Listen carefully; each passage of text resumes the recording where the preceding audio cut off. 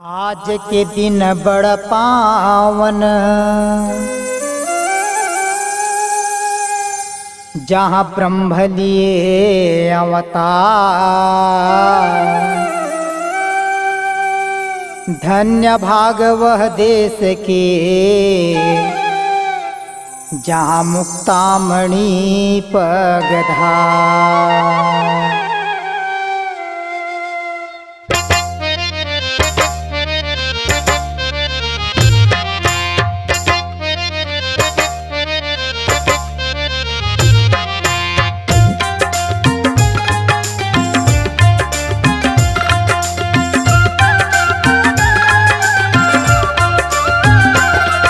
आज के दिन पावन, बड़ लागे मन भावन। अवतर के आए मुक्तामणि हो, प्रगट आए चूड़ामणि हो। आज के दिन पावन, बड़ लागे मन भावन। अवतर के आए मुक्तामणि हो, प्रगट आए चूड़ामणि हो।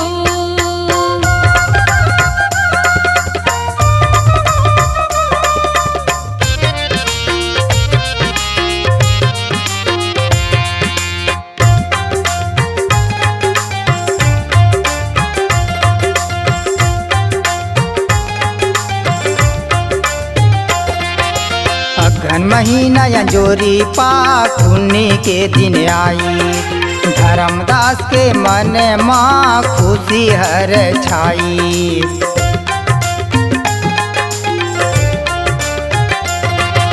अघन महीना जोरी पाठ पुण्य के दिन आए।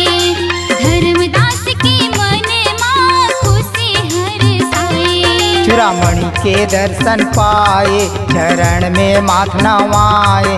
अवतर के आए मुक्तामणि हो, प्रगट आए चूड़ामणि हो।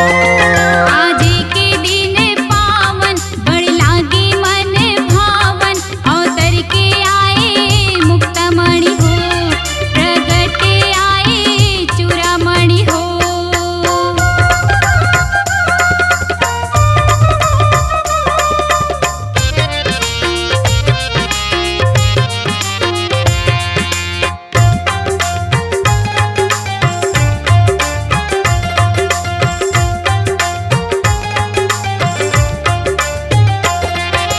बांधोगढ़ में धर्मदास घर मुक्तामणि आए।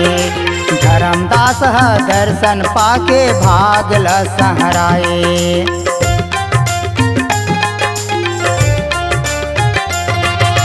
बांधवगढ़ में धर्मदास घर मुक्तामणि आए। धर्मदास दर्शन पाके भागला सहराए। सोना चांदी रुपया बांटे, घटुरिया कपड़ा बांटे। अवतर के आए मुक्तामणि हो, प्रगट आए चूड़ामणि हो। आज के दिन पावन, बड़ लागे मन भावन। अवतर के आए मुक्तामणि हो, प्रगट आए चूड़ामणि हो।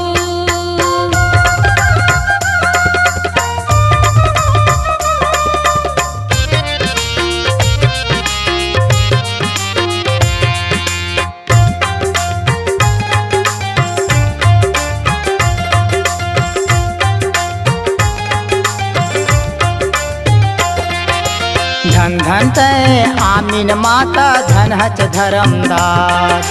धन धन हे बांधो गड़ला होई पुरुष प्रकाश।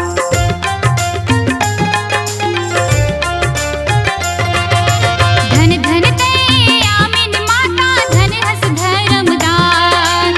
धन धन हे बांधवगढ़ला होइस पुरुष प्रकाश। सतलोखले साहेब आए, जीव तारे भर वो आए।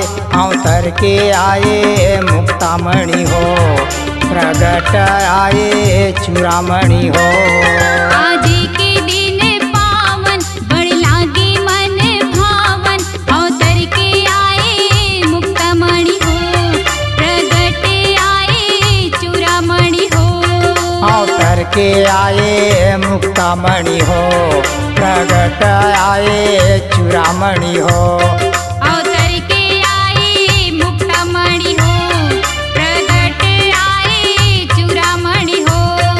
अवतर के आए मुक्तामणि हो, प्रगट आए चूड़ामणि हो। अवतर के आए मुक्तामणि हो, प्रगट आए चूड़ामणि हो। अवतर के आए मुक्तामणि हो, प्रगट आए चूड़ामणि हो।